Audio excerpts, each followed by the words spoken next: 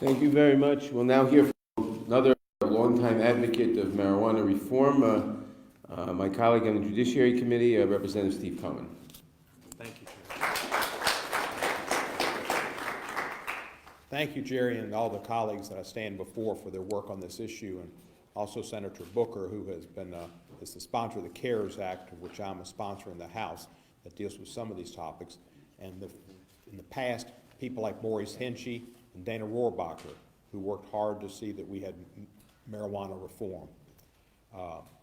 This bill would remove the stain that is put on people's records by noting a criminal conviction at a time when we thought less improperly of marijuana. The truth is, the stain which would be removed from these people's records through expungement is really a stain on the United States government, a stain that's over 82 years old, that started with a man named Harry Anslinger, who was in the late 30s, started the real war on marijuana and the war on people of color, people Latinos and African Americans who were known to use marijuana more than others, at least in the public's perspective, and used them as foils for his war that basically was to create a job for himself and an empire. Later, Richard Nixon went against the facts that were produced by a study that he commissioned that said marijuana should be decriminalized, but it worked against his political ambitions.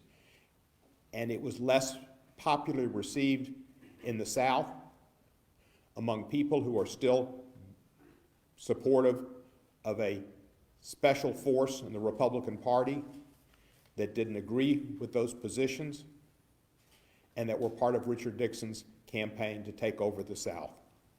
So this will remove a stain on people's records, but really a stain on the United States of America. And it will also take marijuana out of Schedule I, where it's in the same class as LSD and heroin, as a Schedule I drug that has no medical benefit, which is just false. We've seen the medical benefit. Veterans tell us about how it helps them with PTSD, others with cancer, and I've seen it with friends who've had chemotherapy, and it helps them deal with chemotherapy, and it gives them an appetite, and it gives them a mindset to where they can even laugh when they're facing death and going through great pain. Marijuana is very helpful to people with using chemotherapy or who've suffered PTSD and other illnesses as well as depression. So it doesn't belong in Schedule I. In college, I had a couple of friends who used LSD. Well, I had more than a couple, to be honest.